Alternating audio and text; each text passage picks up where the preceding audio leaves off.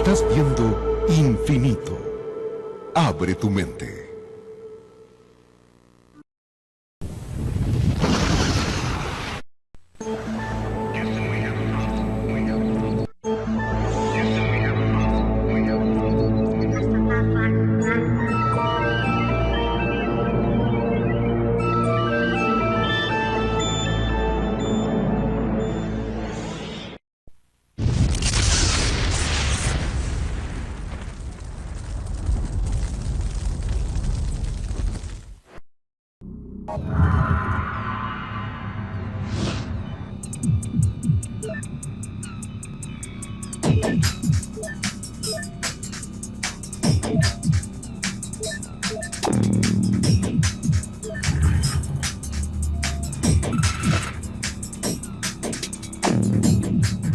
Extraterrestres, una revelación sin tiempo.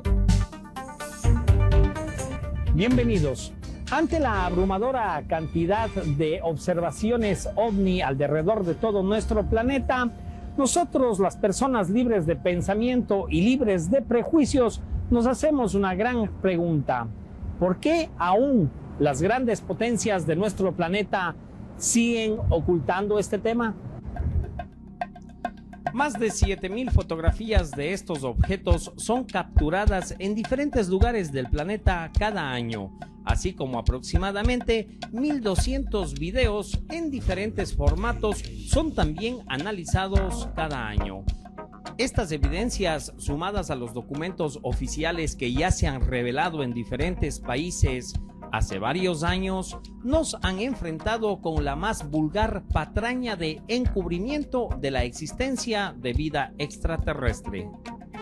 Realmente he venido investigando este proceso de manipulación dirigida tan solo en los últimos 9 años. Observaciones que para el común de la gente pueden parecer fantásticas.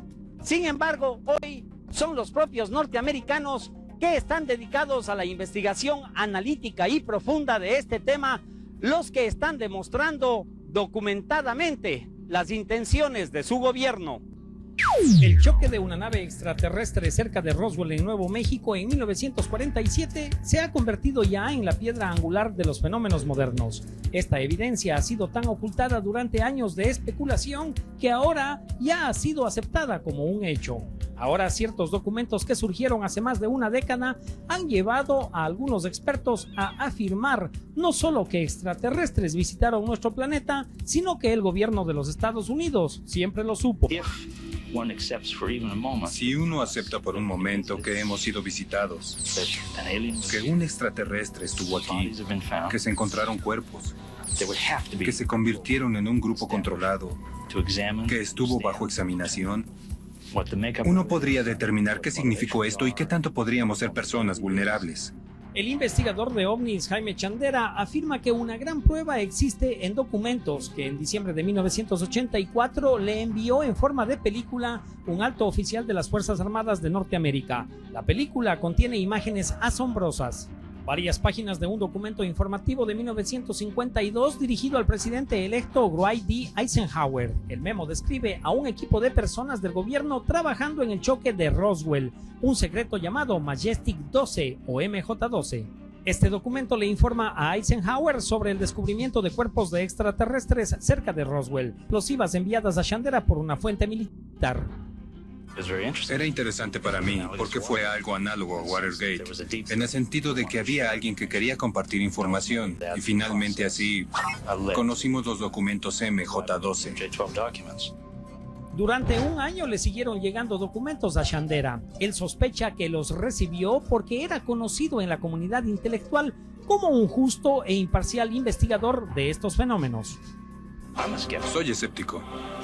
Uno debe ser escéptico, no se puede creer y ya. Esto no es un sistema de credos, no tiene que ver nada con la fe, no es una religión, no estamos tratando con eso. Si esto existe, entonces hay formas de probarlo, y de eso se trata el juego. El físico Bruce Maccabee cree que los documentos MJ-12 son significativos, pero quiere más evidencias. Uno podría ver muchas cosas y siempre habrá un experto que lo explique. Aun si fuera un fraude, habría explicación. Si los MJ-12 son reales, su problema principal es mantener el rastro para poder estudiarlos y aprender de ellos y probar su existencia. Pero ¿dónde está la prueba absoluta de esto? Los cuerpos y su tecnología no pudieron ser duplicados en la Tierra, así que eso probaría que son absolutamente verdaderos. El gobierno es un dragón de muchas cabezas y sus secciones cambian cada 4 años. Así que este cambio es continuo. Sillas musicales.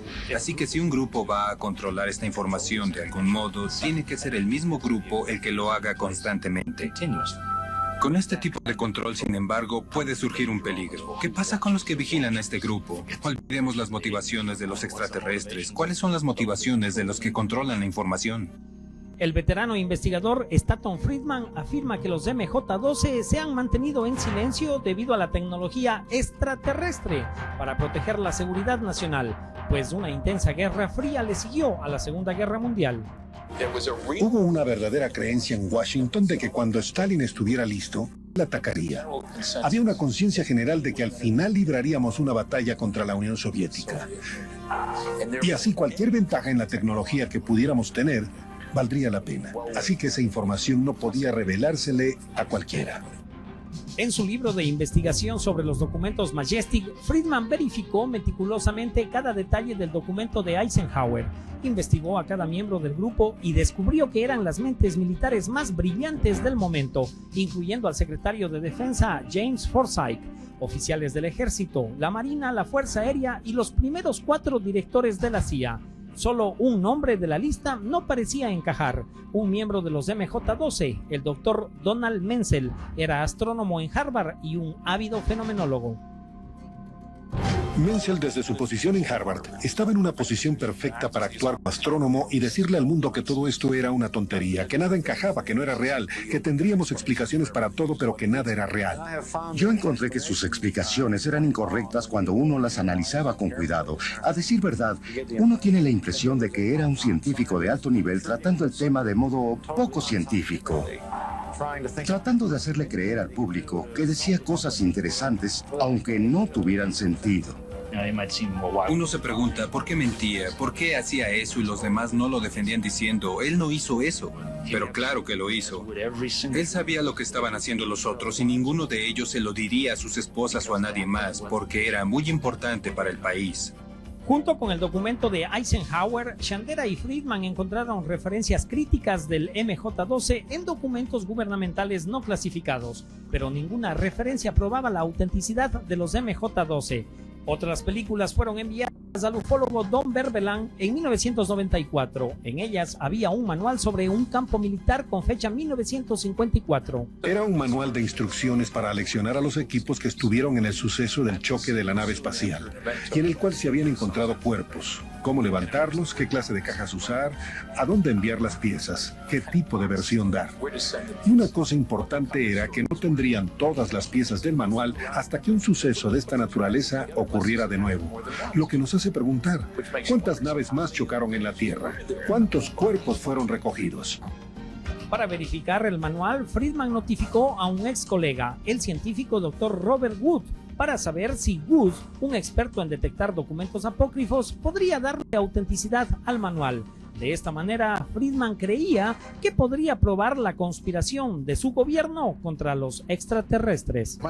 Mi primera reacción cuando los vi fue, si esto es genuino, es dinamita pura. El Dr. Wood fue muy escrupuloso al revisar las páginas del documento, comparándolo con un auténtico manual de campo militar del mismo periodo. El tamaño de ambos manuales era idéntico conforme a los manuales militares gubernamentales de la época, y el Dr. Wood examinó este sello, el cual otros expertos exponen como prueba de que el manual podría no ser auténtico. Si miran el frente de este documento, abajo hay un logo que dice Departamento de Guerra. Y el Departamento de Guerra fue eliminado al final de la Segunda Guerra Mundial. Así que uno esperaría que hubieran dejado de usar el logo. El ejército en sus manuales de campo continuó usando el logo del Departamento de Guerra hasta 1960 y tenemos copias exactas de esos manuales. Esos documentos son genuinos, no se necesita nada más. Y Friedman dice: no somos los únicos que sufriremos de las continuas reservas. Creo que una de las razones por las cuales vinieron es para asegurarse de que nosotros nos saldríamos. Quizá para recibir nuestra amistad y no la hostilidad de otros lugares. Esta es una sociedad primitiva cuya mayor actividad es el bienestar tribal. Así que no creo que podamos esperar que los extraterrestres nos traten como iguales. No lo somos. No nos hemos ganado un lugar en la mesa redonda de la galaxia.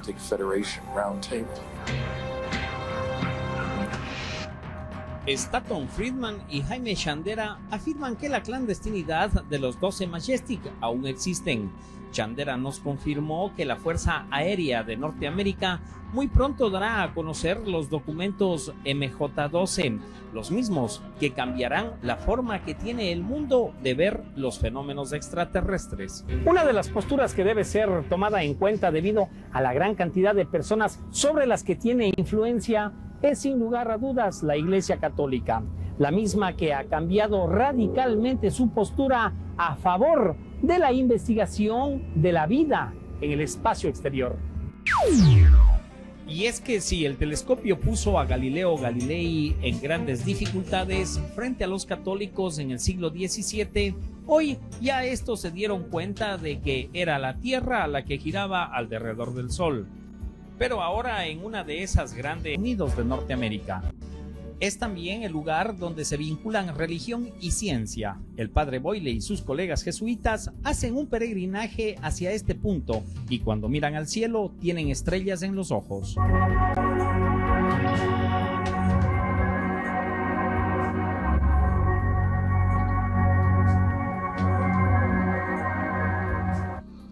El padre Boyle es uno de los 6 astrónomos empleados por el Vaticano para estudiar el cosmos. Su herramienta es el telescopio de tecnología avanzada del Vaticano de $3 millones, un telescopio óptico que les permite escudriñar el espacio lejano para conocer el origen del universo. El Observatorio del Vaticano tiene origen en 1582, cuando el Papa Gregorio III invitó a los astrónomos jesuitas a calcular un nuevo calendario. Científicamente, sus estudios son iguales a los de otros astrónomos, pero ¿cómo se adapta eso a las enseñanzas tradicionales de la Biblia y a su creencia en Dios? Hace crecer mi admiración por la naturaleza y el universo, el poder saber que Dios es el creador de esta maravillosa creación. Para estos astrónomos católicos, la distinción es clara, pues la ciencia nunca podrá probar ni refutar la existencia de Dios. La ciencia aplica el entendimiento al mundo mensurable. Es un aspecto de la realidad, pero la ciencia deja fuera los significados y los valores, lo que hay atrás de todo y hacia dónde vamos, si es importante o no, y la religión, la fe, atiende esos aspectos. Más que en religión, aquí se concentra la atención en la ciencia de la astronomía, pero su trabajo es también servir como consejeros científicos del Papa y mantener al Vaticano en contacto con la comunidad científica. Los astrónomos de todo el mundo están interesados en su trabajo, pues su telescopio es uno de los más avanzados de su clase. Su característica principal es el espejo. Este no es el más grande, pero sí tiene la superficie más exacta que cualquier otro espejo fabricado para la astronomía basada en tierra. Es tan poderoso que puede enfocar claramente un objeto del tamaño de un campo de fútbol sobre la superficie de la Luna. Su diámetro de 1.8 metros les permite a los astrónomos obtener imágenes de alta resolución muy detalladas. Para exposiciones de unos 5 minutos, el telescopio requiere de un control muy preciso, mientras rastrea objetos celestes a lo largo del cielo. En su oficina de la Universidad de Arizona, el sacerdote Boyle analiza la información que obtiene en la montaña. Esta es una fotografía que tomó de la nebulosa del Cangrejo, los espectaculares restos de una supernova. Otro miembro de su galería cósmica, el recibo globular M3, a 40.000 años luz de la Tierra, es hogar de algunas de las estrellas más antiguas del universo. Para los astrónomos del Vaticano, las observaciones diarias de cosas como estas los acerca más a Dios. Ciertamente, es una fuente constante de asombro y maravilla. Y es una fuente constante de darse cuenta de que Dios es mucho más grande que todo lo que podamos imaginar. Cualquiera que sea su creencia, debemos pensar que el tamaño y el espectáculo del cosmos es un recordatorio de que gran parte de nuestro universo aún está más allá de cualquier explicación. Mientras los humanos del siglo XX continuemos nuestra a veces inestable aventura amorosa con la ciencia y la tecnología, quizá lo que necesitamos es detenernos a pensar que las máquinas nacidas de nuestras manos y nuestras mentes nunca nos podrán dar todas las respuestas. Hay algunos misterios que los chips de silicio y los cálculos complejos jamás explicarán.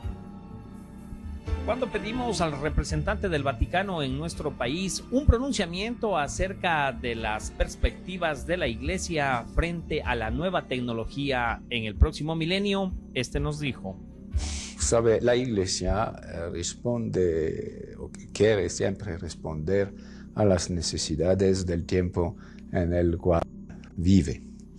Por eso que está siempre una continuidad, pero también siempre una diversidad. Regresaremos con más Infinito OVNI.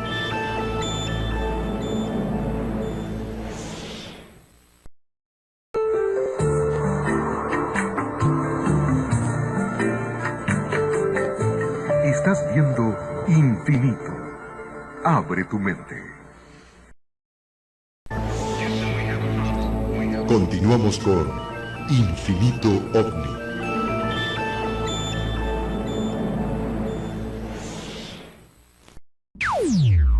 Sabemos, los seres vivos estamos constituidos de elementos como el hidrógeno, oxígeno, nitrógeno y especialmente carbono, es decir, sustancias muy comunes en todo el universo, las mismas que pueden comunicarse para formar aminoácidos, los cuales al unirse forman proteínas y luego se combinan para formar células, y a su vez las células forman bacterias, y así es como llegamos a la vida. Esta fórmula sirvió de inspiración a muchos escritores de ciencia ficción en el pasado, quienes imaginaban a marcianos telepáticos que utilizando sofisticadas armas le disparaban a las abejas. Verás, es totalmente imposible pensar que la materia inanimada cobre vida, ¿eh? Las rocas, los minerales del mundo despertándose repentinamente para decir estoy vivo. Eso es imposible. Para explicar el comienzo de la vida, los científicos imaginaron océanos repletos de simples aminoácidos acoplándose hasta que accidentalmente se transformaron en algo vivo. Esto evolucionó durante millones de años para producir los seres vivos que vemos hoy en día. Toda la vida en nuestro planeta, desde las bacterias hasta los búfalos, dependen de materiales genéticos como el ADN y el ARN para crecer y reproducirse. Desde ese punto de vista, las bacterias y los búfalos son primos. Toda la vida muere después de un tiempo y el complejo molecular se rompe, dando origen a formas más simples como los hidrocarburos. El petróleo es un hidrocarburo que alguna vez fue parte de los dinosaurios y así cuando carbonizamos una carne la estamos transformando en hidrocarburo. Esto nos da a breves rasgos una idea de la naturaleza misma de la vida. La existencia de vida extraterrena está plenamente aceptada en la comunidad científica. Ya en la década de los 70, el doctor Cyril von Amperuma, en la Academia de Ciencias de Nueva York, demostró que todos los aerolitos que caen en nuestro planeta traen los 4 elementos condicionantes de vida, como son carbono, nitrógeno, hidrógeno y oxígeno. Y precisamente a mediados de la década de los 90, también una bacteria procedente de Marte fue analizada. Sus resultados fueron sorprendentes. Veamos qué nos dice su descubridor, el doctor McRae. Y una tarde estábamos investigando unas fases y nos encontramos con una estructura segmentada. Tenía una estructura uniforme. Parecía tener una cabeza y una cola. Se ensanchaba en el medio. Y fue entonces cuando caí en la cuenta de que podríamos estar viendo la evidencia de una actividad biogenética y un microfósil. Aunque no sea un comportamiento usual en los científicos de la NASA, le preguntaron al Dr. David McRae si no comenzó a saltar de alegría en ese momento. La única vez que saltamos fue cuando vimos algunas fotos que parecían ser posiblemente unos microfósiles y algunos de ellos eran tan impresionantes que nosotros saltamos cuando los vimos y eso nos estimuló a seguir buscando y aún lo hacemos. Tenían una teoría que decía que de alguna manera este meteorito marciano representaba o contenía vida fosilizada de Marte. Pensé que el grupo entero necesitaba algo de ayuda, seguro. Estaba convencida de que podía convencerlos de su error. Cathy Thomas ha trabajado con microscopios de última tecnología toda su vida. Una invención reciente llamada microscopio electrónico de transmisión tenía una resolución de 5 a 10 veces mayor que el microscopio del Dr. McRae. Ella miró los depósitos minerales contenidos en las grietas de la roca.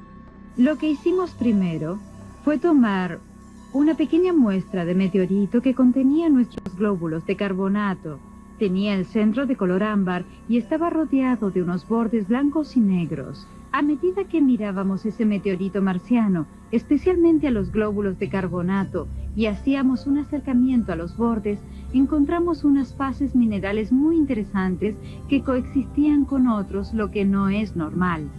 Creemos que esos pequeños granos de hierro y oxígeno, que llamamos magnetita, y los granos de hierro y sulfuro son muy similares a los que producen las bacterias en la Tierra. No solemos pensar que los minerales de la Tierra provienen de cosas orgánicas. Los acantilados blancos de Dover son carbonatos provenientes de la concha de criaturas marinas microscópica. Son depósitos de hierro magnético creados por una bacteria que recoge partículas de hierro en su interior. Y la bacteria deja a su paso restos de hierro y sulfuro cristalizado. Hallar esta fase única de hierro y sulfuro fue muy emocionante. Y yo pensé, Dios mío, realmente tenemos algo increíble aquí. Y estaba oscureciendo a eso de las 7:30, 8 de la noche. Pero, ¿sabes? No había grupos en el estacionamiento, no había pancartas. Quería compartir el hallazgo con todos, pero de hecho, no pudimos hacerlo.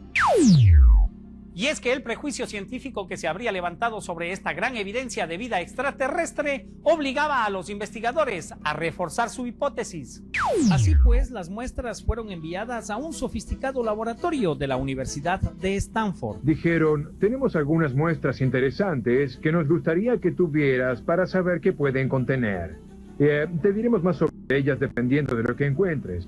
Tal vez no encuentres nada. Y nos dieron muestras con nombres de personajes de Walt Disney como Goofy, Mickey y Minnie. Y realmente no sabíamos qué era. El profesor Serre estaba utilizando un espectrómetro de masas láser, el más sensible detector molecular de la Tierra. El experimento consiste en tomar las muestras, romperlas, abrirlas y en menos de 2 minutos hacerlas estallar en una máquina. Y una vez que están limpias en ese ambiente, las sometemos a un láser infrarrojo que las calienta a una temperatura de millones de grados. Realizamos una especie de fenómeno termonuclear. Tan solo por 1 millonésima de segundo o menos. Como resultado, las moléculas de la roca se evaporan en la superficie. Ahora se forma una columna de gas y las moléculas no se rompen. Luego, el segundo láser, en esta ocasión uno ultravioleta en lugar del infrarrojo, incide en la columna de gas. Las moléculas se cargan eléctricamente y ahora pueden ser percibidas por el detector. La velocidad con las que las moléculas viajan indican quiénes son. Lo que encontró el equipo del Dr. Serre fueron hidrocarburos aromáticos policíclicos abreviados como HAP. El HAP solo puede ser hallado en gases de diésel, pero... Si observas el HAP que proviene de la descomposición de la materia orgánica, ves que tienden a ser más simples en estructura que cuando las encontramos. Y había muchos más dentro de la roca que fuera de ella, lo cual descartó la contaminación terrestre. Además, se encontraron otros muy cerca de los glóbulos de carbonato, es decir, otro signo de vida, con lo cual el Dr. McRae contaba ya con 4 líneas de evidencia. Los hidrocarburos simples que uno esperaría encontrar cuando muere una bacteria. Esos hidrocarburos que se encontraron cerca de otras estructuras sugieren la presencia de vida. También hallaron componentes inusuales en el carbonato que pueden haber sido producidos por las bacterias, y en esta foto vemos una bacteria. Un día Jill entró en mi oficina y le mostré una de mis fotos. Y sin decirle nada sobre el proyecto, ella dijo... Ella sabía que era importante. Sí, pero le pregunté, ¿qué parece ser, Jill? Y miró por un tiempo, lo dejó sobre la mesa y dijo, esa es una bacteria. Y era una de las fotos de Marte. Después de 2 años de estrictas investigaciones, los científicos estuvieron listos para romper el secreto que rodeaba a este hallazgo. Un secreto que lo consideraban necesario, ya que a decir de ellos, la prensa se abalanzaría sobre cualquier teoría que determine la presencia de vida en Marte. Y así sucedió. Así las cosas, pues, para dar a conocer este trascendental descubrimiento, no habría persona más acreditada para hacerlo público que el propio director de la NASA. Wes Hunters, el jefe de ciencia espacial de la NASA, entró en mi oficina y me dijo, Dan, tengo que decirte algo. Él dijo, 2 de nuestros investigadores de la NASA en Houston tienen un trabajo aceptado en Science Magazine, una de las publicaciones más importantes en el campo científico. Y él dijo, ¿sabes de qué se trata? Ellos creen haber encontrado vida fosilizada de Marte. Fue uno de esos momentos de la vida en un milenio donde uno dice, qué privilegio ser parte de esto. Después de una noche de introspección, Golding llamó a la Casa Blanca y pidió una reunión con Leo Panetta, el jefe de Estado Mayor. A las 8:30 de la mañana ya se encontraba en la oficina Oval, informándole al presidente Clinton sobre la bacteria en el meteorito de Marte. La NASA guardó el secreto durante 3 semanas mientras preparaba una conferencia de prensa para los científicos. El director de la NASA dijo que estaba en la gloria. Luego comenzó a actuar mi parte racional y dije... Bien, sé que la revista de ciencia lo ha revisado, pero yo estoy a cargo de la NASA, es mi responsabilidad. Y sentí que tenía la obligación de llamar a los científicos, sentarlos en mi oficina e interrogarlos. Tenía que estar seguro de que habían realizado el proceso científico apropiado. A principios de agosto, la noticia de este descubrimiento empezó a filtrarse y la NASA adelantó su conferencia de prensa una semana. Como era de esperarse, el anuncio causó sensación en todo el mundo. Más que ocultarlo en el interior de la NASA, necesitábamos compartir esto con el pueblo estadounidense y con la comunidad científica. Varios años hace, era tal vez muy complicado para aquellas personas que habrían tenido una observación de estos objetos mencionar su avistamiento. La burla estaba presente inmediatamente. Sin embargo, consideramos que el trabajo que ha realizado la comunidad ufológica internacional, de hecho, ha contribuido a la comprensión de este fenómeno. Definitivamente no estamos solos en el universo. ¿Usted qué piensa? Sería absurdo pensar que todo el universo existe solamente para un puntito muy pequeño que somos nosotros. A veces ni con el microscopio podríamos verlo dentro de la infinidad que es el cosmos. Por lo tanto, sería absurdo pensar aquello. Otra de las grandes sorpresas que nos deparará el nuevo milenio, y ojalá sea así, será la cantidad de descubrimientos, innumerables descubrimientos que va a hacer el ser humano fuera ya de sus fronteras del planeta Tierra. Los avances que se ha dado en la ciencia nos van a permitir llegar a otros sitios absolutamente inexplorados que van a permitir complementar al ser humano. Así que esa será otra de las grandes sorpresas. ¿Qué nos espera el nuevo milenio en ese aspecto? Uno de ellos creo que será el que nos demos cuenta definitivamente y comprobemos que no estamos solos en el universo, que somos una parte muy pequeña, pequeñísima, de un gran infinito que tiene que ver con todo el conjunto en su real dimensión de lo que es el mundo, de lo que es el universo. Yo me niego a pensar que somos solos nosotros. Yo creo, y perdóneme que piense en voz alta, porque sí he meditado mucho sobre el tema. Yo creo que este planeta es tan loco, es tan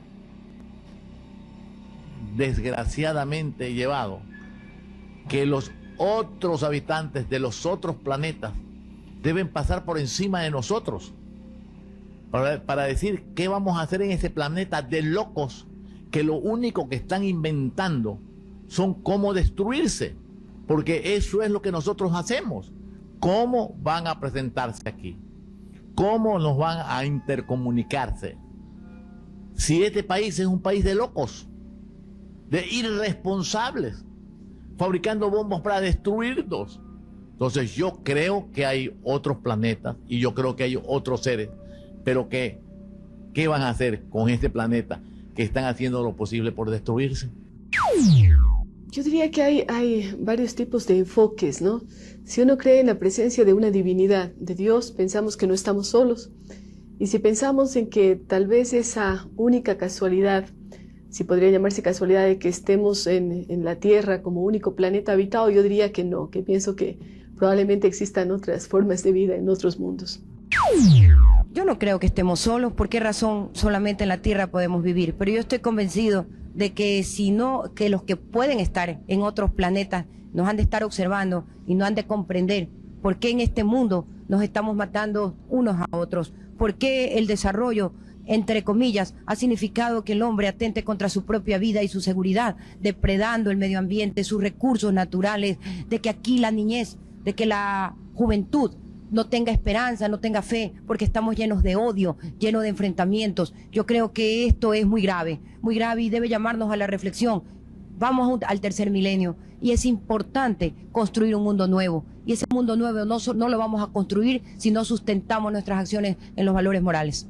Yo tengo filosóficamente la convicción de que la Tierra no tiene por qué ser el único planeta privilegiado con la vida, que debe haber muchos planetas que tengan vida y que además en otras constelaciones, en otros sistemas solares, lejanos pero mucho más grandes que el nuestro, no hay ninguna razón para creer que no haya también habitantes que estén en un nivel de evolución igual al nuestro, inferior al nuestro o superior al nuestro. Sería imposible creer que en un infinito, y qué es el infinito ya es un problema muy complicado de resolver, estemos solos. Hasta el momento parece que lo estamos. Espero que no seamos más vale solos que mal acompañados, pero de que algo pasa allá afuera, debe de pasar muchas cosas. Yo creo que en otros planetas existe vida. Desde el punto de vista analítico, desde el punto de vista probabilístico, es muy difícil pensar, seríamos muy egoístas si así pensáramos, que somos el único planeta habitado en este enorme universo que día a día se expande más. Tenemos un universo en expansión y cada día estamos conociendo nuevas estrellas, nuevos planetas, nuevos sistemas planetarios. Estoy convencido de que existe vida en otros planetas. Es indiscutible que la vida no solamente existe en este planeta. Desde hace muchos años ya los sabios, los hombres que se dedican a estas cuestiones, no dudan de que hay ovnis, de que hay inclusive de este cosmos. Se habla de mundos paralelos, de cosmos paralelos. Y yo no dudo que eso es cierto. Hay tantos hechos que se han demostrado hasta la saciedad que no estamos solos en el universo. Que no solamente Dios es para la Tierra. Yo estoy seguro y convencido que Dios, el Supremo, es el Dios de una serie de planetas que traen consigo una serie de vida que pueden ser producto hasta de la misma presencia del ser humano. Llegó a la Luna, llegó a Marte, a Júpiter, y la presencia del ser humano puede haber dejado semillas de cualquier naturaleza que germinaron y trajeron consigo nuevas vidas. O vidas con mayor antigüedad que la nuestra, que fueron copartícipes en la creación del hombre también. No es lógico. Si existe lógica, ¿por qué solamente en el universo que estamos girando alrededor del Sol, una serie de planetas, solamente los privilegiados somos los terrestres? Yo creo que existen vida en otros planetas. Aparte del planeta Tierra, yo sí creo que hay algunas galaxias habitadas por seres no iguales a nosotros, pero sí pensantes y con una mentalidad quizás más grande que la nuestra. Muchos libros utilizados por la teología nos interpretan mensajes de los ángeles, arcángeles, querubines y serafines que nos dan un mensaje, un conocimiento superior para manejar las diferentes eras de nuestra humanidad. Hoy queremos comparar estos mensajes con lo que nos estarían diciendo los seres extraterrestres a aquellas personas que afirman tener contactos con estos seres. El mensaje realmente es el mismo, sin embargo, el conocimiento tiene una interpretación diferente de acuerdo al cuestionamiento. Hoy queremos preguntarles a varios pensadores qué le podrían preguntar ellos a un ser extraterrestre. ¿Cómo nos vamos a entender? Hablando, escribiendo, para que si nos entendemos podemos comenzar a preguntarnos millones de asuntos que dicen en relación a su sistema de vida y al nuestro, pues. Nuestra principal forma de comunicación es de tipo telepático. También cuando nos contactamos con alguien, lo hacemos muchas veces a través de sus sueños. En realidad, los motivos por los cuales nos contactamos son varios, pero siempre lo hacemos con seres que sean más receptivos y con quienes nos sea más fácil la comunicación.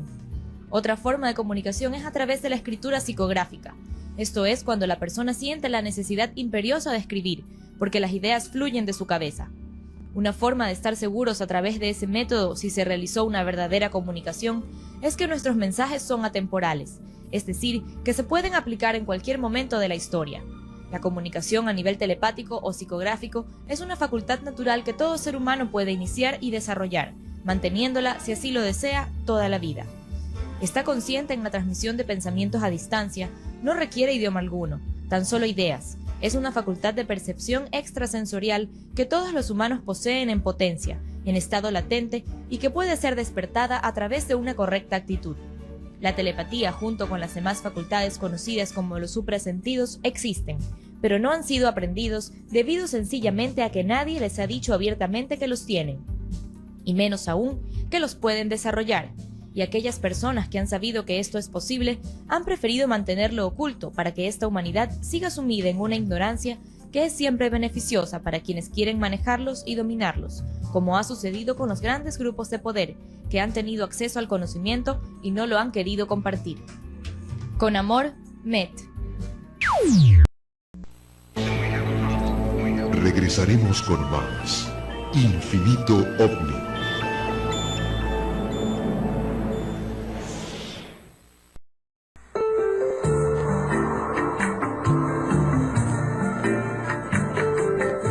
Estás viendo Infinito. Abre tu mente. Continuamos con Infinito OVNI.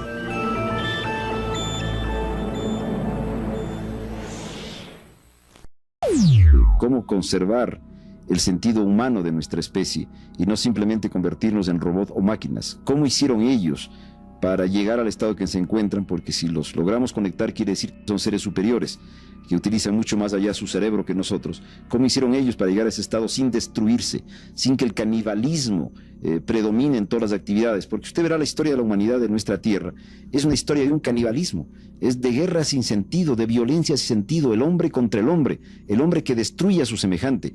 Hasta los animales irracionales matan cuando necesitan comer. El hombre muchas veces mata por odio, por venganza, por cualquier motivo que nada tiene que ver con su necesidad. La fórmula en realidad es sencilla, como sencillas son todas las cosas que son verdaderas. Deben despojarse de sus egoísmos, que son la piedra angular sobre la que descansan las desgracias humanas.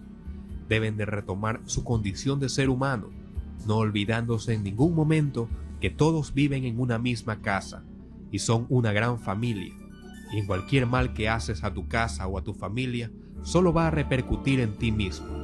Por tanto, esa sería la primera regla a no olvidar y a poner en práctica. Esto no es algo nuevo.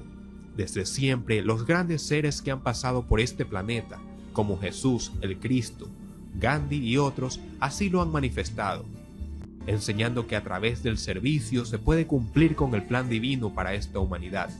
Pero no fueron entendidos, fueron mal interpretados e incluso rechazados, y desafortunadamente estos mensajes tan solo han llegado conservando su forma, pero olvidándose completamente de su fondo o contenido, y peor aún, de su práctica. Seres superiores o inferiores, en realidad el término no es el apropiado. Tan solo se habla de estados evolutivos de la conciencia espiritual, la cual va en ascenso a medida que nos despojamos de nuestras ataduras esquemáticas y debilidades. Desde que el hombre habitó la tierra, poseyó la semilla de la verdad y el verdadero conocimiento, viviendo siempre en su interior, esperando ser regada y fertilizada para poder germinar, crecer, florecer y dar sus frutos. Mas la existencia misma de ese conocimiento y la forma de desarrollarlo ha permanecido ignorada y oculta, aunque en más de una oportunidad las llaves que lo revelarían ya han sido dadas, algunas veces a través de hombres en etapas evolutivas más avanzadas, enseñando a través de vínculos de amor, libertad, servicio, armonía y fe. Pero ustedes no lo han comprendido y no han sabido aprovecharlo, e incluso estos grandes hombres que en su momento fueron condenados porque la ignorancia y los prejuicios que poseen los humanos han sido más fuertes que el compromiso de cambio. El habitante de este planeta es un ser sumido y maniatado por sus miedos, miedo a ser diferente, miedo a cambiar, miedo a tener su propia opinión, miedo a abrir su conciencia, miedo a ser libre de prejuicios y esquemas que cada día son más insostenibles y lo tienen al borde mismo de la destrucción total. No solo física, que es la destrucción final, sino que ya empezó la destrucción moral, mental y sobre todo la espiritual, y así no puede haber evolución. Tu hermano en la luz, ¿o sí? Preguntarles si ellos tienen un Dios, ¿en qué forma ese Dios se diferencia del concepto que nosotros tenemos o se parece del concepto que nosotros tenemos de Dios? Le preguntaría cómo están las cosas en el planeta en el que vive. Le diría si comparte con nosotros la creencia de que en este maravilloso universo nuestro, donde no ha comenzado a descubrirse ni la milésima parte de lo que existe, también creen en el arquitecto superior, en el arquitecto divino, en el ser supremo que hizo todo esto posible. Existe Dios como ustedes lo llaman. Para nosotros es un creador, una fuente inagotable de amor, una energía consciente de vida, esencia de la suprema verdad. El concepto del Dios terrestre es uno creado a imagen y semejanza de sus intereses y debilidades. Tal Dios no es real, ni existe más allá del reducido concepto humano que tienen sobre él.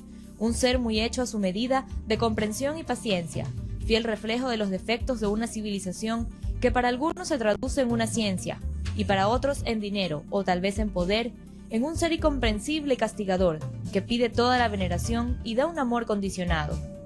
Este Dios humanizado e imperfecto no actúa como el Padre amado, que todo lo perdona, sino más bien él responde a la medida que se le da, y que puede ser encerrado en un templo. Ese Dios de fines de semana llega a bendecir ejércitos de naciones vecinas, como si se encontrase dividido. Y está circunscrito a ritos sin sentido, patrocinando jerarquías nada espirituales. Todo esto porque el problema sigue siendo de fondo y no de forma.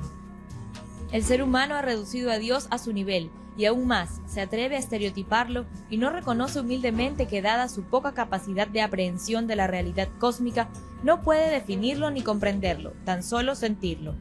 Y lo peor es que están como encerrados en la cárcel de su propia creación, manipulados por esta y a su vez por todos los mercaderes de la fe que en su planeta lucran con el temor a Dios. Para nosotros Dios es indefinible, es inabarcable e indescriptible, una realidad tan compleja y maravillosa que se presenta en la sencillez y en la simpleza de la naturaleza, llena de vida y amor. Nosotros lo definimos como el profundo amor de la conciencia cósmica. Con amor, Met. Les preguntaría si vienen en son de paz. ¿A qué han venido acá? En este mundo, ¿qué es lo que piensan conquistar? Yo pienso que ojalá si nos están viendo, sepan y escuchen este mensaje, que nos ayuden a salir de este mundo de odio, de este mundo de divisiones, de este mundo de falta de solidaridad, y que podamos caminar juntos en la construcción de un mundo nuevo. En realidad hemos estado viniendo a la Tierra desde siempre, desde antes de que el hombre existiese en la faz del planeta, y no solo una, sino distintas civilizaciones.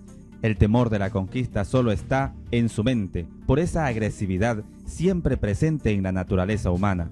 No es nuestro interés conquistar a nadie, ni tampoco imponernos ante nadie. De haberlo querido hubiese sucedido antes. Nos preocupa que en su mundo entre otras cosas, sus representantes espirituales se dediquen a tareas poco espirituales, tales como bendecir objetos y armamentos cuyo único propósito es la destrucción de otros seres humanos, sus propios hermanos, y es más, en muchos casos se encuentran vinculados directa o indirectamente en sus negociaciones. Si así es el accionar de quienes supuestamente portan la bandera de la paz, el amor, armonía, respeto y tolerancia, bien podemos entonces darnos cuenta de cuán trastocados están vuestros conceptos y valores y de la gran distorsión de la realidad en la que viven. Un mundo en donde una gran parte de sus habitantes mueren víctimas de guerras absurdas en nombre de su intolerante religión, en donde sus actos de fe consisten en manifestaciones materialistas y de tipo idólatra, posee ciertamente una gran confusión mental, además de una marcada ignorancia y desconocimiento de una realidad cósmica.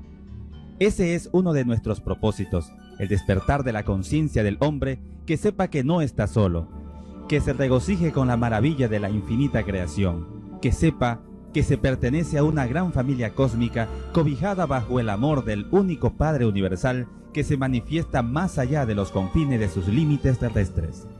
Unidos en la luz, Gadriel. Hermano, ¿cómo nos puedes ayudar a cambiar mentalmente? Yo le pediría ayuda. Eso es lo que diría. Hermano, ayuda. Si fuera conmigo, porque yo soy un hombre que pienso que nada es nuestro.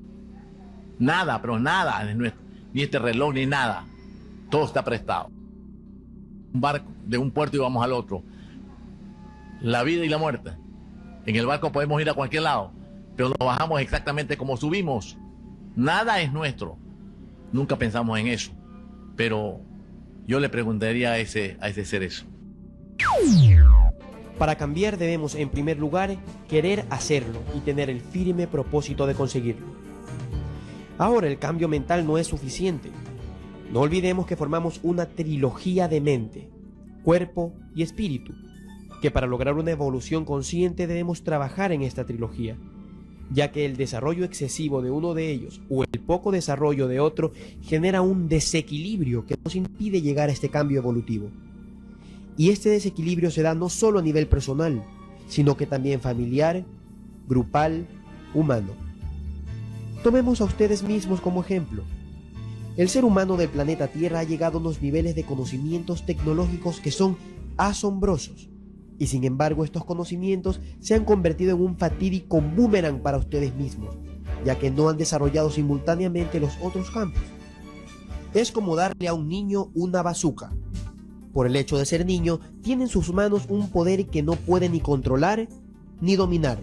Por consiguiente, es algo potencialmente peligroso. Insisto en que el cambio debe ser equilibrado desde estos 3 puntos.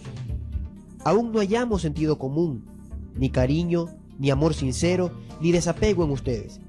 Y en aquellos que sí lo hallamos, aparece como una veta del más fino metal en bruto y bajo una montaña de roca. Vivan más alegres, compartiendo alegría y equilibrio si es que sinceramente lo viven. Por tal es necesario que sean conscientes en la familia, en el trabajo, en los estudios. Lleven lo mejor de sí a todo lo que se propongan. Den lo mejor a todo aquel con quien compartan un segundo de su existencia.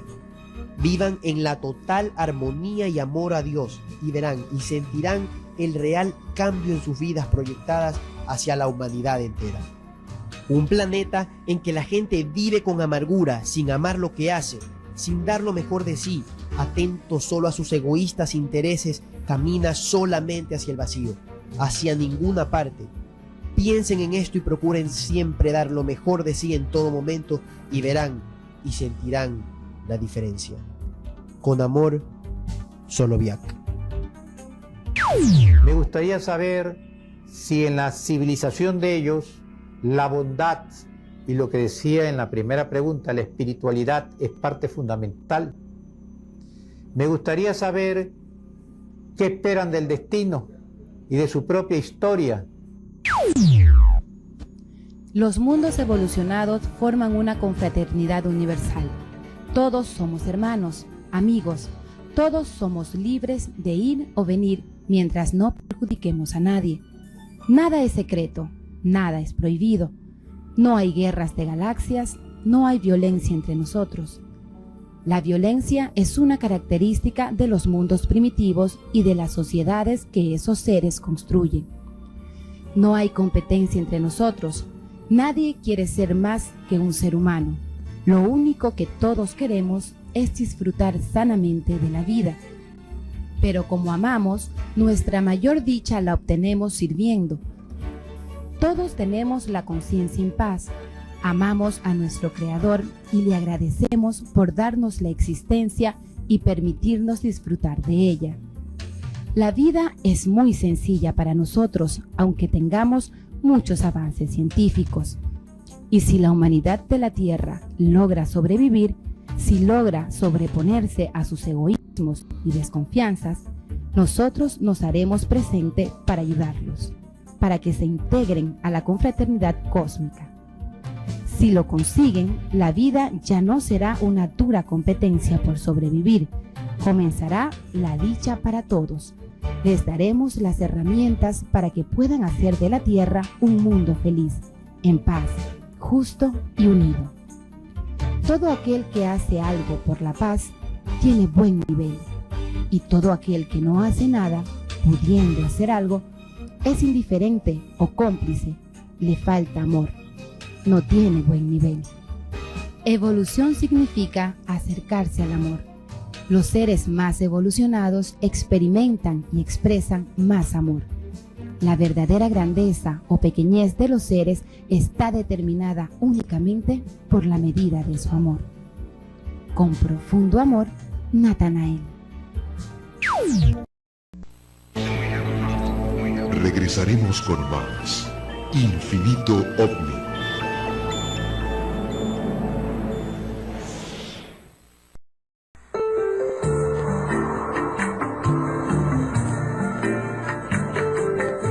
Estás viendo Infinito. Abre tu mente. Continuamos con Infinito OVNI.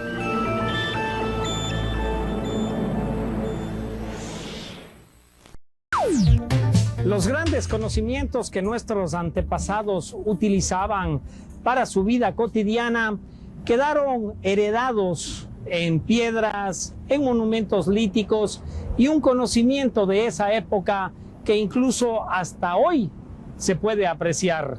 Conocimiento que fue manejado hace 5.000 y 10.000 años. ¿Se ha puesto a pensar usted cuál es el conocimiento que esta generación le va a heredar a las nuevas generaciones? Dentro de 10.000 años, los Estados Unidos de Norteamérica ya no existirán. Nadie hablará inglés ni lo entenderá. Y nadie recordará que aquí en Nuevo México están enterradas las sustancias radioactivas más peligrosas del planeta. Por eso, el gobierno de Norteamérica está pidiéndole a los científicos que diseñen un lugar para desperdicios nucleares que pueda resistir durante los próximos 10.000 años. Un enorme terremoto. Una guerra nuclear. Hambrunas. Choques de meteoros. ¿Alguna inundación que lo atraviese? Sondeos a 15 metros de profundidad. El retorno de los glaciares.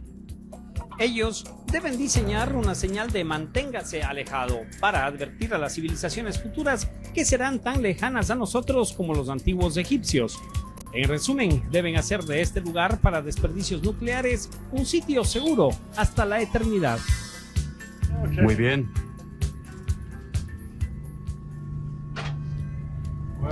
Descenderemos cerca de 645 metros. El Departamento de Energía ha escogido un lugar a más de 600 metros de profundidad en el desierto de Nuevo México. En este antiguo lecho salino de un océano muy antiguo, ellos están excavando un laberinto de túneles y recámaras. Hace 250 millones de años, esta era una depresión oceánica. El océano Atlántico ni siquiera existía. En este periodo, los continentes flotaban y se estaban separando. Así se formó el océano Atlántico. La sal permaneció estable a pesar de tantos cambios, y esto proporcionará un aislamiento contra el proceso natural durante millones de años. Intocable por el tiempo, ahora poseerá 56 habitáculos, cada uno del tamaño de un campo de fútbol y con 700.000 barriles de desperdicios nucleares mortales. Estos chicos están tomando medidas para conectar una cinta de metal entre las armellas. 3,80 metros.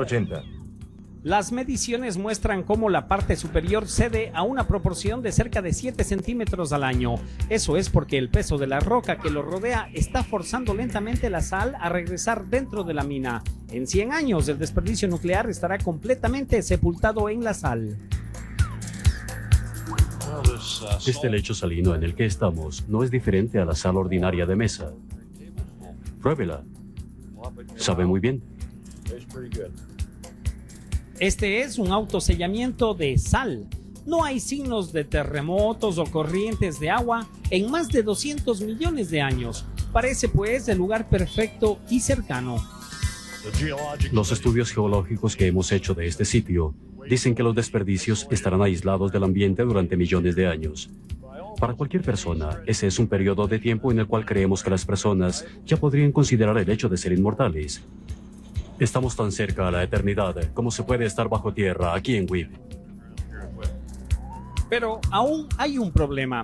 El desperdicio nuclear puede quedar al descubierto si los humanos entran aquí. Un día nuestra civilización seguramente decaerá.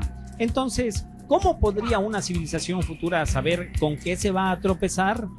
El gobierno de los Estados Unidos de Norteamérica quiere construir un aviso de advertencia inmortal, un monumento gigante del tamaño de las pirámides. Él le pidió a un equipo de científicos que diseñara un aviso de manténgase alejado que pudiera durar 10.000 años. La primera sugerencia, dejar pistas para futuros arqueólogos.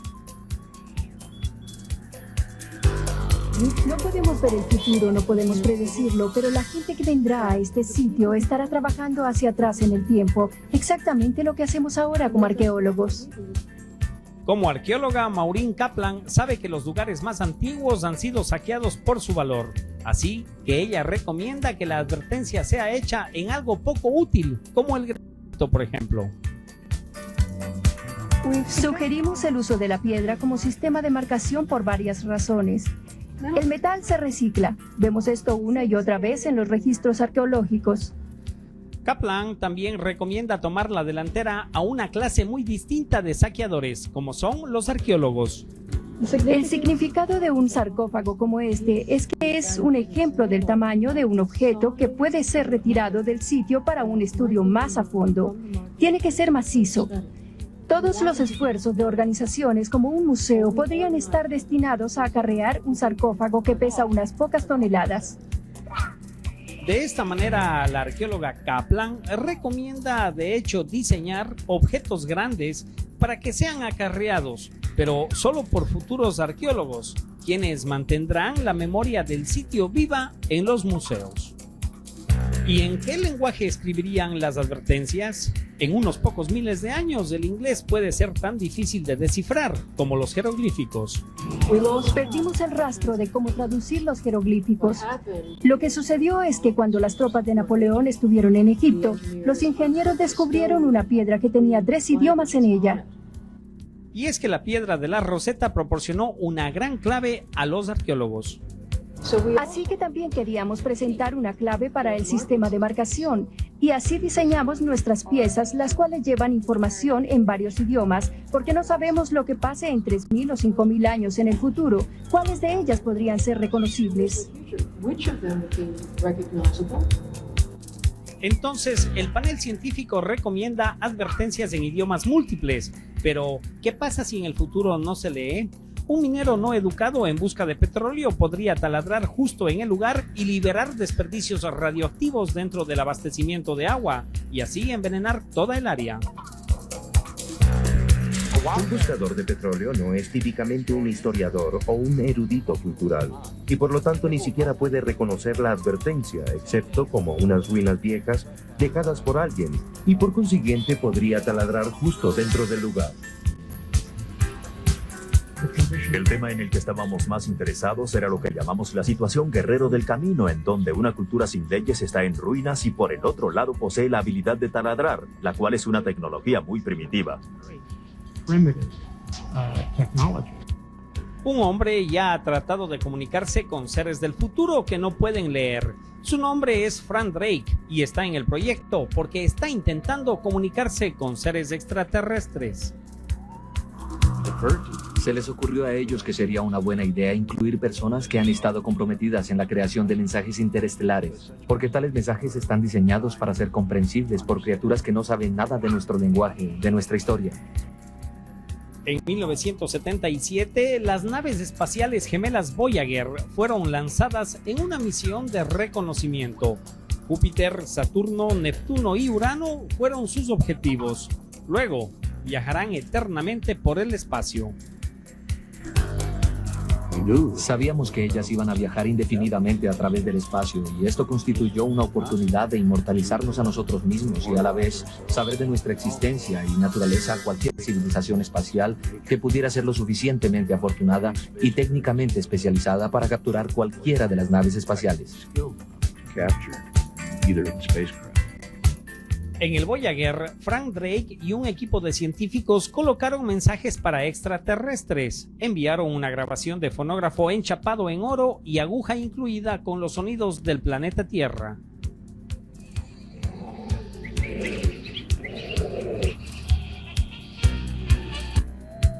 También tuvieron la posibilidad de codificar fotografías, así que en vez de usar lenguaje, utilizaron 120 imágenes, cada una escogida cuidadosamente para transmitir información acerca de quiénes somos. Con base a su experiencia con el Voyager, Drake recomienda un lenguaje gráfico para los avisos de advertencia nuclear. Los mensajes estarían claros: cabe aquí y morirá. Todo el sitio podría ser incluso una advertencia gigante ilustrada, pero aún la calavera y los huesos cruzados no podrían ser entendidos. Culturas particulares podrían decir: la calavera y los huesos cruzados tienen un sentido perfecto. Es de la clase de sitios prohibidos acerca de la muerte. En algunas culturas es casi exactamente lo opuesto por el ritmo de vida, y por eso podría ser absolutamente malinterpretado. Teníamos que encontrar alguna forma de conexión a través del tiempo, y la forma que escogimos fue usar una clase de arquetipos de lugar, lugares en los cuales las personas tengan una sensación que signifique algo para ellas y que de hecho les comunique un mensaje. Y que infunda un sentimiento también, que haga comprender el terror. Un paisaje de 1 kilómetro cuadrado con piedras en forma de púa de 15, 18, 21 metros erguidas de un lado a otro en varios ángulos, como simulando una explosión de energía. Es claro que afuera es seguro, está rodeado por un muro, pero dentro están estas enormes púas afiladas que lastiman. Esencialmente esto es para que el cuerpo sea herido. Y el mensaje final debería ser: manténgase por siempre alejado. Advertencia. Cosas malas aquí. No venga. No se acerque. Mal talismán. Este no es un buen lugar para vivir, cultivar, excavar, habitar, pasear, ser. Pero incluso un paisaje de terror puede fallar. Se diseñaron muchas cosas las cuales la mayoría de la gente rechazará y a otras atraerá. Después de todo, parece moda. Si se hace demasiado misterioso, se convertiría en un parque nacional o un monumento nacional con millones de visitantes al año, y eso es lo que no se quiere. Llegué a pensar que tal vez lo más inteligente que había que hacer era no marcar el lugar. Entonces, en 500 años, cuando la gente se ha olvidado de ello, nadie pensaría que es especial. Así que nadie querría ir allí. Un contratista del gobierno está examinando ahora todas las opciones. Su plan: enormes terraplenes alrededor de todo el lugar. Grandes monumentos en granito llevarán advertencias, algunas en pictogramas, otras en los 7 principales idiomas del mundo. La advertencia está planificada para ser construida en el año 2083. No es una cápsula del tiempo, sino nuestro mensaje para el futuro, nuestra advertencia que podría ser inmortal. Queremos que sepan quiénes fuimos y por qué estuvimos aquí y qué era importante para nosotros. Y este proyecto por lo menos dice que lo importante para nosotros son ustedes, 10.000 años adelante.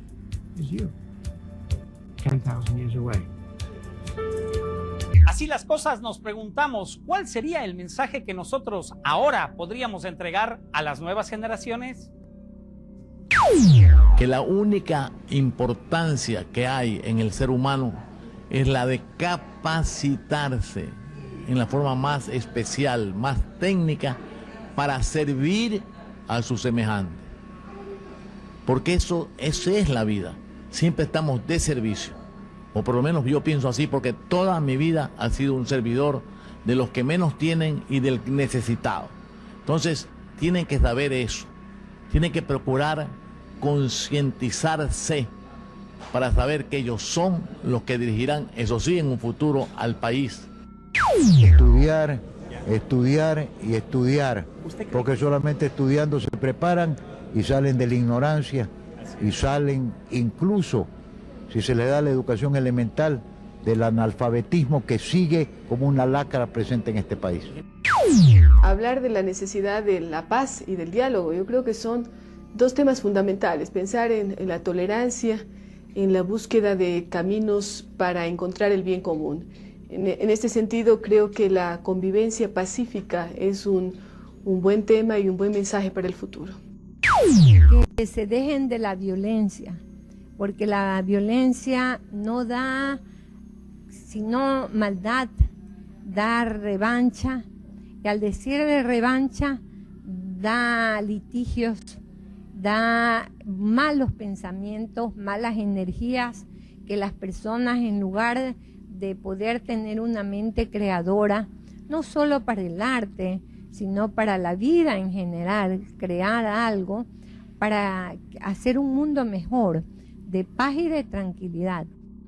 Hacer algo por la colectividad, abandonar el egoísmo, trabajar no en provecho propio, trabajar en provecho de la comunidad. Yo creo que esa debe ser una lección para las nuevas generaciones y para las actuales generaciones. Creo que el mundo está pasando muchas dificultades por el egoísmo, por la ambición personal, por el afán de acumular bienes monetarios y materiales.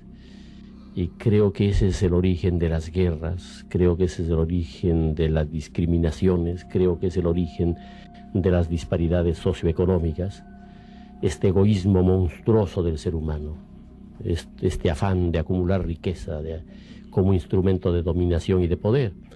Entonces, claro, yo creo que hay que hacer esfuerzos por podar esos egoísmos y esas ambiciones en beneficio de otros valores más importantes, como son la paz, la hermandad, la fraternidad, la igualdad y la cordialidad sociales. Porque no sacamos nada con tener mucha plata si alrededor nuestro vemos violencia, crímenes, delincuencia, miseria, postergación. Entonces yo creo que si cambiamos de conducta vamos a tener una sociedad que va a ser mucho más grata como el gran entorno de nuestra existencia. No podemos fijarnos en los problemas que tenemos, en las profundas crisis que hemos tenido en este siglo, para proyectar eso hacia el nuevo milenio. Tenemos que hablar en sentido constructivo de lo que debemos hacer para el próximo siglo. El próximo siglo va a ser con unas características muy especiales, un formidable avance de la tecnología en todos los campos, de las comunicaciones, y debe tener varios objetivos como personas, como ciudadanos del mundo. En primer lugar, buscar que el sentido humano se recobre, que por más que avance formidablemente la técnica, la tecnología, la comunicación, siempre tiene que haber espacio para el sentimiento, para el amor y sobre todo para el aspecto humano de la vida, que hay que recobrarlo y hay que consolidarlo. Y en segundo lugar, en búsqueda de la paz, de ir contra la violencia en todas sus formas, que no solamente son guerras, hay violencia cuando hay pobreza, cuando hay desempleo, cuando hay falta de educación, cuando hay marginación o discriminación. Dentro de esos conceptos, los objetivos básicos, resumiendo, deben ser buscar la paz en la humanidad y buscar que el mundo sea cada vez más humano, más propio de las personas. Que no sigan los malos ejemplos, porque hay unos pocos buenos. También hay quienes actúan, por ejemplo, en la política pensando en los objetivos nacionales, no en los partidos políticos, no en los cálculos electorales. que se preparen y estudien. El país es un Ecuador de enorme potencial, de grandes posibilidades, pero efectivamente en la juventud está el reto y el desafío de no por el castigo ni por el premio, sino por su propia superación, estudiar, cumplir sus obligaciones, ser puntuales. Yo creo fundamentalmente que al hombre contemporáneo, al hombre coetáneo, al hombre de hoy, ya sea joven o en mitad del camino de su vida, le hace falta espiritualidad. La ciencia, como nunca, está al alcance del hombre. Tecnológicamente es una maravilla el mundo de hoy. Las comunicaciones son fluidas. El hombre ya navega por los museos, navega por la NASA, navega por el mundo entero a través de la información fluida de alta tecnología. Pero dramáticamente me parece que al hombre le hace falta ampliar el alma, ampliar la mente, ampliar sus horizontes espirituales. Le falta ser más bueno, le falta ser más puro evangélicamente, si cabe el término. Decir, bueno, hasta aquí vamos, y después de aquí, ¿qué? Entonces abrir el alma hacia el universo. Creo que al hombre le falta fundamentalmente esto, espiritualidad. El mensaje que es eterno, de ayer, hoy y siempre, de tener muy en alto los valores cívicos, los valores morales, que deben ser el eje y la guía de nuestras acciones. No puede haber patriotismo sin un amor a la ciudad, hacia el país que nos vio nacer. No puede uno ser buen ciudadano si no es un buen hijo, si no es un buen padre, si no es buen amigo, como decía Vicente Rocafuerte. Por lo tanto, hay que luchar por la justicia, por el amor, por la unidad, con fe y con esperanza, con humildad, con solidaridad, sabiendo que nosotros tenemos una obligación, no solamente con nuestras familias y los seres que amamos, con nuestra patria, a la que tenemos que dedicar nuestros mejores esfuerzos, buscando siempre el bien colectivo y extendiendo nuestra mano generosa, sobre todo hacia aquellos que más lo necesitan. Yo creo que ese es el mensaje que debe llegar a toda la juventud. Ante un mundo convulsionado, donde el tráfico de drogas, el consumo de los alcaloides, donde la violencia campea por todo el mundo, realmente nosotros tenemos que avisorar esto a la juventud y decirle que hay que dejar de lado todas estas situaciones negativas para crear un mundo nuevo, crear un mundo mejor. Una expresión para los jóvenes, de decirles que todas estas situaciones que estamos viviendo son negativas. La juventud se está perdiendo, los valores se están cada vez dilatando. No podemos dejar pasar esto. Jóvenes, hay que enrumbarse, hay que ser positivos, hay que dar dura lucha a las acciones positivas, hay que ser mejores cada día. Tenemos gran experiencia de grandes hombres que sirvieron a la humanidad. Pensemos en ellos e imitemos esas grandes acciones que estos hombres las tuvieron. Primero, prepararse intelectualmente y desarrollar mucho más la mente, que la tenemos tan limitada los humanos. Segundo, trabajar hasta donde más no se pueda y lograr todo el tiempo de su juventud, posteriormente su madurez, hasta que comience a decaer la edad, y trabajar duro hasta esa época. Realmente son las dos cosas que nos llevarían a un futuro mejor al Ecuador y al mundo. Hay un mensaje maravilloso que afortunadamente no proviene de mí o de X persona, ni siquiera de una agrupación religiosa. Ese mensaje me voy a permitir leértelo palabra por palabra de lo que dice aquí la Biblia católica, la Biblia de Jerusalén. En el tan mencionado en programas anteriores libro del Apocalipsis, hay una síntesis muy clara de este mensaje. En Apocalipsis o Revelación capítulo 14, versículo 6, a propósito del tema de los ángeles, observa lo que dice. Luego vi a otro ángel que volaba por lo alto del cielo y tenía una buena nueva, una buena noticia eterna que anunciar a los que están en la tierra.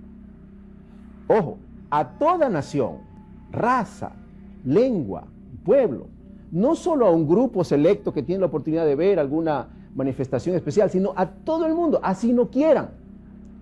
¿Y qué dice este mensaje? Decía con fuerte voz: temed a Dios y dadle gloria, porque ha llegado la hora de su juicio.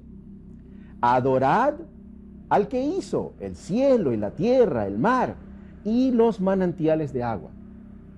Observa que este es un mensaje en el cual participan ángeles, por supuesto de parte de Dios el Todopoderoso. Y este mensaje está disponible y de hecho a propósito se lo hace conocer a personas de toda nación, raza, lengua y pueblo, porque eso es lo justo. No es justo que solo unos pocos lo puedan escuchar. Pero ¿qué dice el mensaje, Jaime? Bueno, dice algo básico: teman a Dios, temed a Dios y darle gloria. Dice aquí que hay que hacer algo que cuánto nos beneficiaríamos si toda la humanidad lo hiciera: temer a Dios, hacer caso de lo que Dios ha dicho. Imagínate tú, cuánta corrupción se evitaría si la gente, antes de meter la mano en las arcas fiscales o en el bolsillo del transeúnte, se diera cuenta de que Dios no aprueba de eso y dijera: no lo voy a hacer. ¿Cuánto nos beneficiaríamos? ¿Cuánta contaminación ambiental se evitaría cuando un individuo dice: ¿cómo voy yo a derramar esta porquería en algo que Dios ha creado tan maravillosamente? Matar animales, matar peces. No, tengo que temer a Dios, el dueño, el que nos ha dado todo esto. ¿Cuánto nos mejoraríamos si la gente solo hiciera caso de esos aspectos? Los restos letales que aún amenazan a nuestra humanidad son las armas en residuo de 2 guerras mundiales. Millones de bombas acumuladas en cientos de ciudades y pueblos en toda Europa. Las guerras concluyeron y los soldados se fueron, pero 50 años después todavía hay que desenterrar miles de bombas que no estallaron. Los cañones ya no disparan, pero sus proyectiles son aún letales.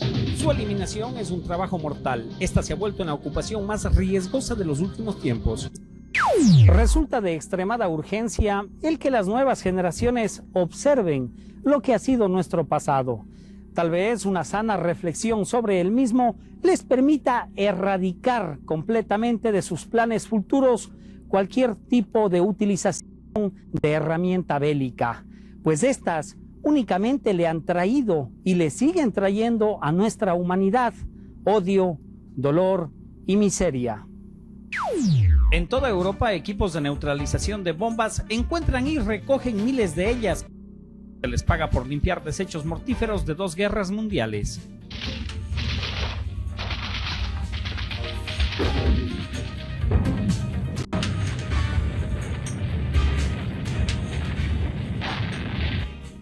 Al final de la Primera Guerra Mundial y nuevamente al final de la Segunda Guerra Mundial, los soldados partían y miles de bombas permanecieron. Se trata de bombas activas que no estallaron al tocar el suelo. Así, estas quedaron esparcidas en millones de hectáreas en toda Europa.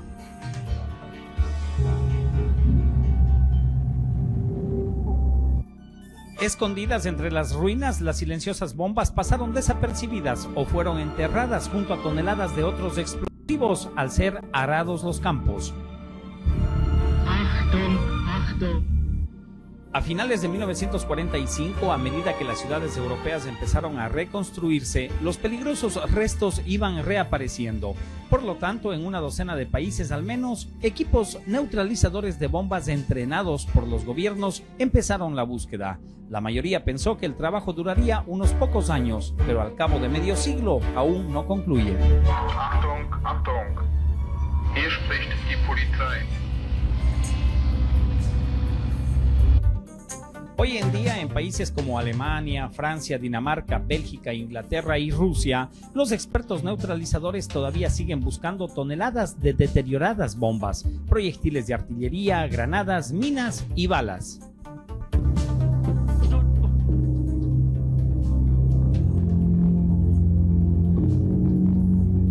Muchos miles de toneladas de pertrechos militares yacen todavía enterrados por todas partes y son en la actualidad más peligrosos que en 1918 o 1945.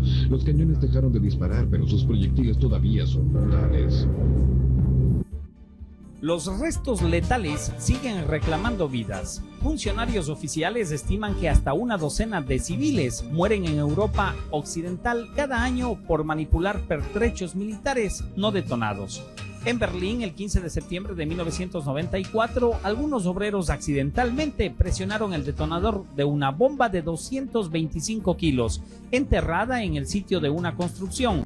Resultando de esto, 17 heridos y 3 muertos. Los diarios la llamaron la peor explosión desde la Segunda Guerra Mundial.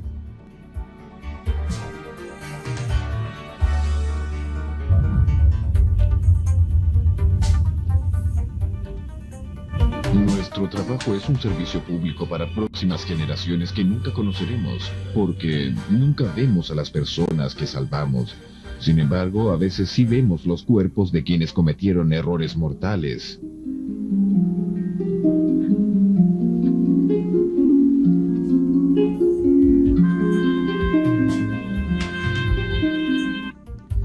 Es en Francia donde yace enterrada la mayor cantidad de armas no detonadas de las 2 guerras mundiales.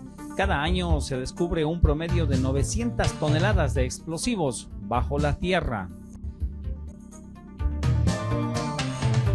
Pues son los desactivadores quienes las encuentran y las destruyen. El Departamento Francés de Desactivación, creado en 1946, emplea 150 expertos en bombas en 18 distritos. Ellos trabajan sin materiales sofisticados o trajes especiales y sus sueldos son de funcionarios públicos. La meta es muy simple, pero el trabajo que ellos realizan es por demás peligroso.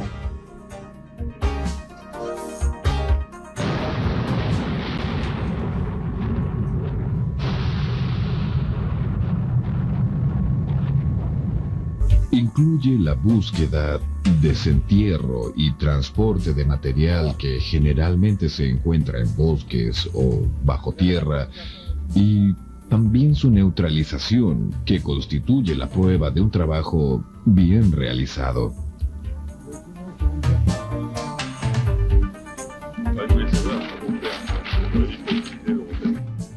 Ambi Belot es supervisor de desactivadores. Su equipo trabaja en Metz, un distrito contaminado con desechos mortales de la Primera Guerra Mundial. Diariamente ellos buscan bombas cuyos restos aparecen por todas partes, muchas veces en tierras privadas. Al año, los desactivadores realizan un promedio de 11,000 visitas domiciliarias para recoger los explosivos activos que la gente desentierra en sus patios.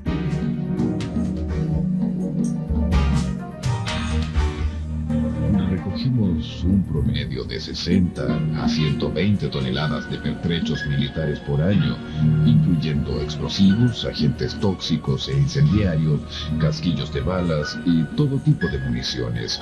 Se necesitan conocimientos y experiencia para evitar accidentes.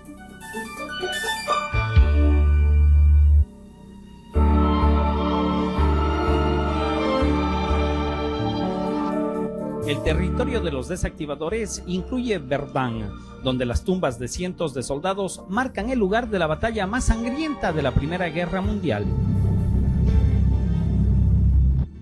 El 21 de febrero de 1916, los soldados alemanes iniciaron un ataque masivo contra las tropas francesas. Durante las primeras 48 horas se dispararon 2 millones de proyectiles, incluyendo la mayor cantidad y concentración de gas venenoso que se haya lanzado en esta guerra. 10 meses después, al finalizar la lucha, habían 900,000 muertos. Luego de la guerra, 7 millones de hectáreas fueron aisladas porque el campo de batalla quedó cubierto de municiones no detonadas, lo que semejaba una gran trampa cazabobos. 75 años más tarde, millones de viejos proyectiles con explosivos y productos químicos yacen exactamente donde cayeron.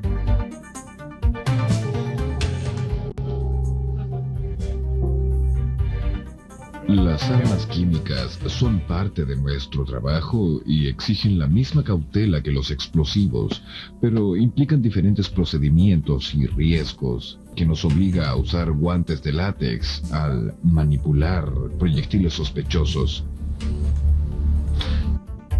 Las bombas químicas son las más temidas por los desactivadores, porque sus toxinas siguen siendo mortales. En las peores situaciones, los hombres usan trajes gruesos de goma sintética o máscaras antigases, pero los trajes pueden usarse solo por periodos de 1 hora y las máscaras reducen el flujo de oxígeno y dificultan la respiración. Creo que un experto en neutralizar bombas disfrute arriesgando su vida, pero a veces es inevitable.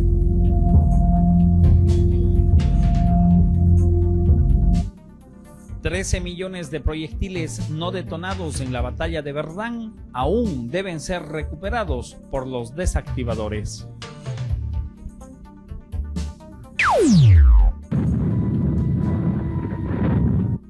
El 6 de junio de 1944, Francia fue el escenario de otra batalla brutal, la invasión del día D en Normandía. El legado de ese asalto aún perdura. En febrero de 1996 se descubrió en una playa de Normandía una bomba de 148 kilos que no explotó y millones más permanecen enterradas allí y en Bretaña esperando que los desactivadores las encuentren.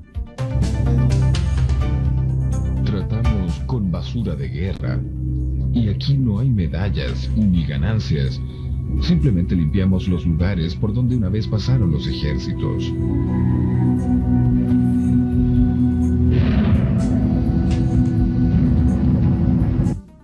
Desde 1946, 18 millones de proyectiles de artillería, 10 millones de granadas y 600.000 bombas aéreas han sido recuperadas en Francia. Todos los explosivos que se recuperan se transportan en camiones blindados hacia recintos protegidos donde se almacenan. Tenemos un proyectil alemán muy efectivo. Es tóxico con elementos altamente inflamables, venenosos y asfixiantes. Las bombas químicas se almacenan indefinidamente, ya que las Fuerzas Armadas planean construir una planta desmanteladora a futuro. Pero hasta entonces, Francia no tiene manera de eliminar estos restos en descomposición. Las bombas convencionales se llevan a un campo militar apartado para ser detonadas. Allí son apiladas en pozos, ubicándolas según su potencia, las más poderosas arriba.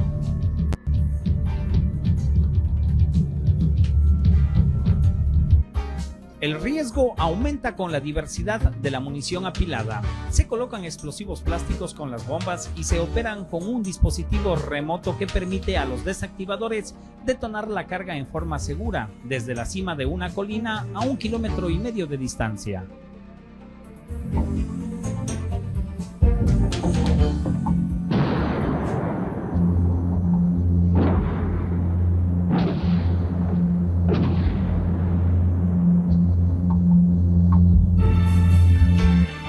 Y así, en tan solo 70 segundos, se destruyen 4 toneladas de explosivos de la época de las guerras. También las ciudades alemanas están infestadas de grandes cantidades de pertrechos militares activos, pues Alemania constituyó el blanco militar preferido de la Segunda Guerra Mundial.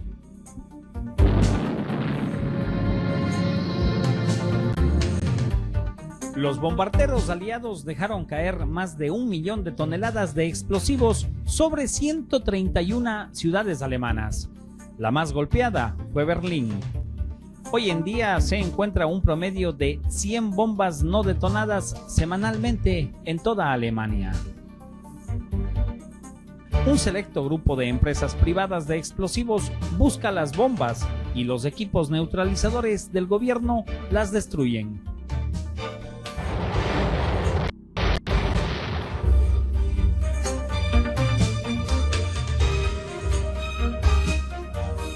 Todo el armamento que encontramos contiene explosivos y debemos suponer que aún están intactos.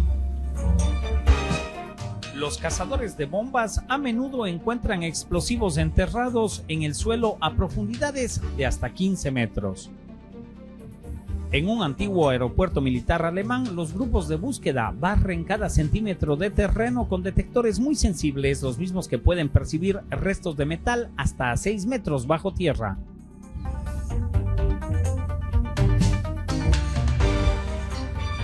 El primer paso implica delimitar sectores y sondearlos con el detector ferromagnético.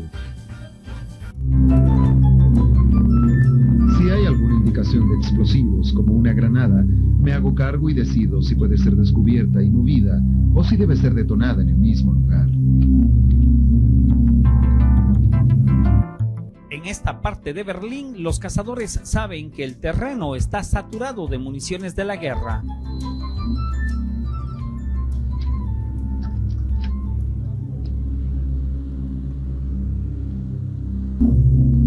Aquí es donde tuvieron lugar las últimas batallas de la Segunda Guerra Mundial.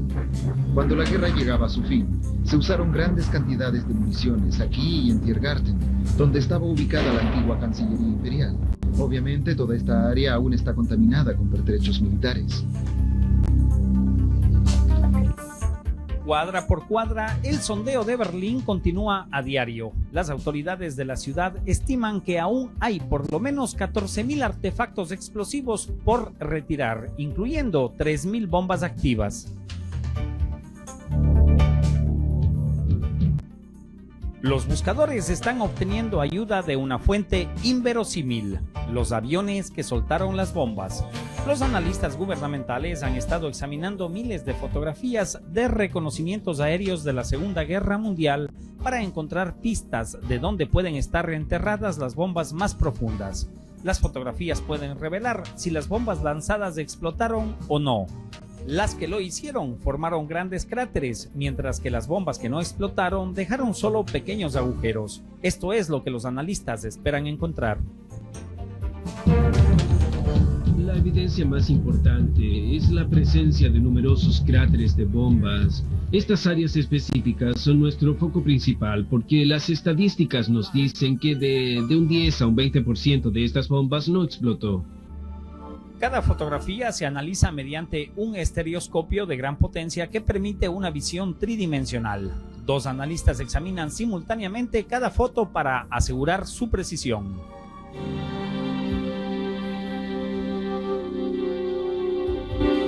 Dependiendo de su contenido, un análisis fotográfico completo puede tomar un par de horas, un día entero o aún semanas.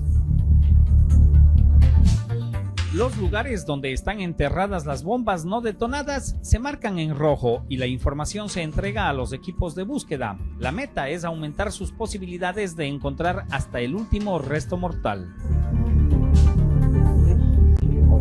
Sería imposible encontrarlas por casualidad. Uno podría toparse con ellas durante trabajos de construcción o carreteras. Por eso estamos aquí, para evitar esa posibilidad.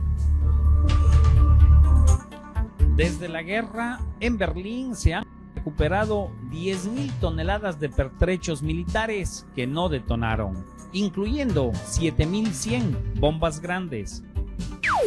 El material desenterrado por los equipos de búsqueda es destruido por los equipos neutralizadores. Al igual que los desactivadores franceses, el Comité Investigador de la Policía Técnica, PTU, tiene el trabajo más peligroso: recoger, transportar y detonar todo explosivo.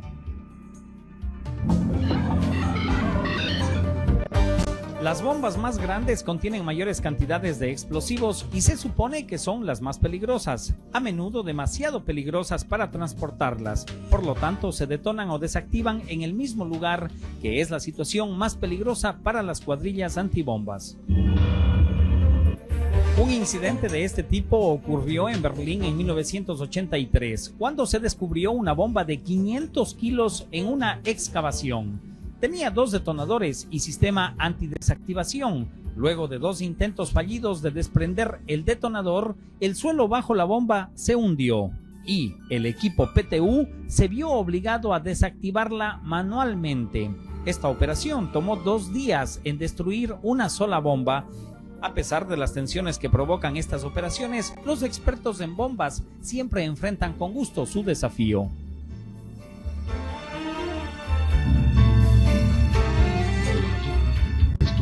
Consiste en recoger y neutralizar objetos de guerra demasiado peligrosos para ser transportados.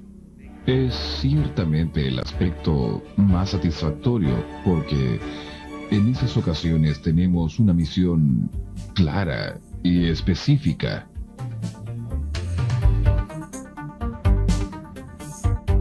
Otros explosivos se llevan a refugios subterráneos a prueba de bombas en Imbal y se preparan para la neutralización. Pero primero la policía toma precauciones extremas, bloqueando un área de 1,5 kilómetros y advirtiendo a la gente del peligro. Las balas son incineradas. Las bombas incineradas y de fósforo se destruyen juntas usando balas para detonarlas.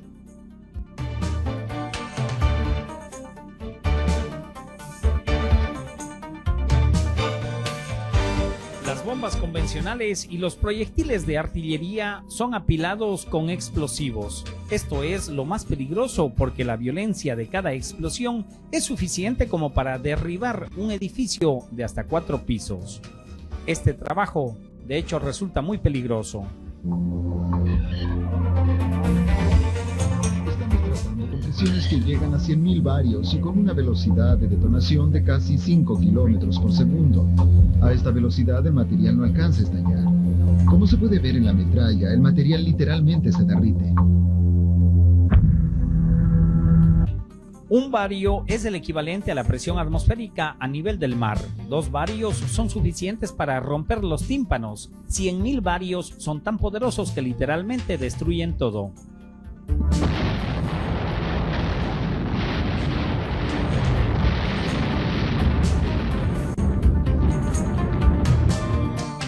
En menos de 1 minuto desaparecen 6 toneladas de bombas de la Segunda Guerra Mundial, recogidas durante 6 meses. Los restos que quedan es la prueba gráfica de su mortífero potencial.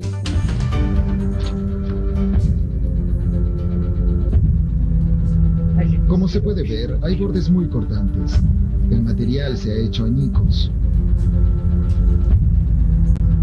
Si uno de estos fragmentos le da en el rostro, puede destrozarle el mentón o la mitad de la cara.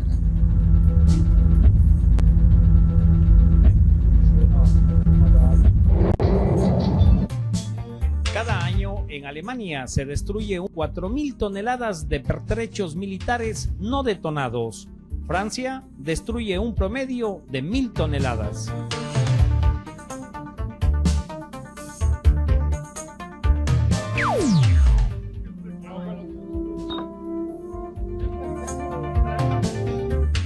Bomba tras bomba, los equipos de neutralización de Europa están liberando a sus países de una pesadilla mortal. Ellos no saben cuántas están todavía enterradas, o cuánto tiempo demorarán en encontrarlas, o cuántos más de sus compañeros perderán la vida en esta empresa. Puede ser parte del trabajo, pero es como si muriera un pariente, aunque no lo hayamos visto en mucho tiempo. Pero esto no nos apartará de nuestra misión. Después del funeral, el trabajo continúa porque así debe ser. Aquí tenemos suficiente trabajo para mantenernos ocupados por 300 años. Desde 1945, las bombas no detonadas en Europa han cobrado las vidas de más de 1.000 expertos neutralizadores. Y los presupuestos que se siguen manejando en el rubro bélico no tienen límites.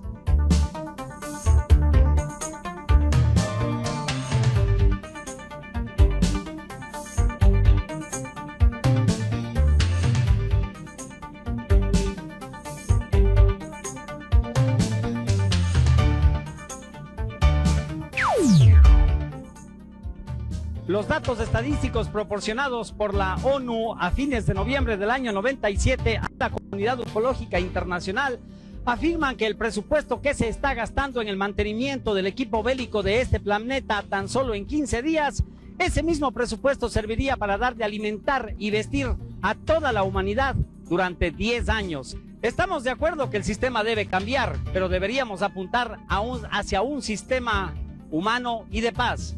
Por ahora, eso es todo. Soy Jaime Rodríguez, servidor. Un abrazo. Hasta siempre.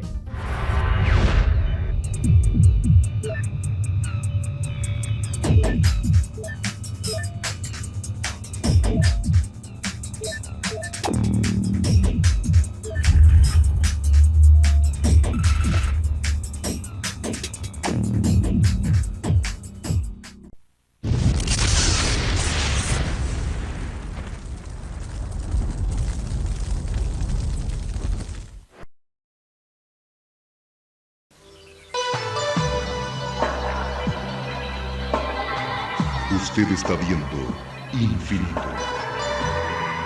Infinito. Señal del nuevo milenio.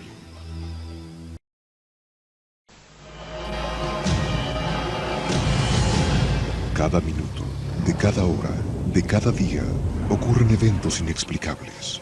Incidentes, fenómenos, encuentros, ritos, experimentos. Cada día, cada hora, cada minuto, cada 60 segundos, se revela una vida llena de misterios. Ahora un canal trata de dar luz a todo. Un canal que indaga los misterios del universo. Un canal que se aventura en territorios desconocidos. Un canal que explora las preguntas que definen nuestra existencia.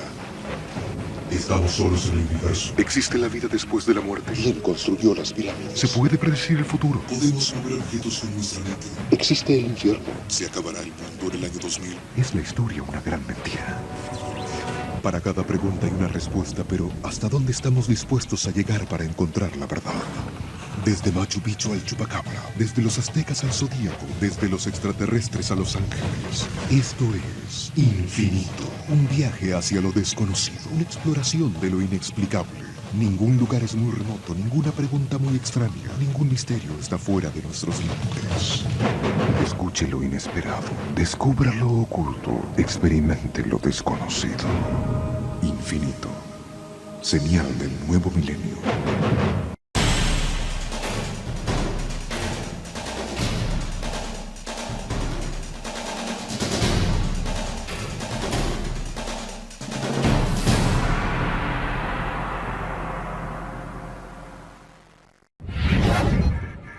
Infinito. Abre tu mente.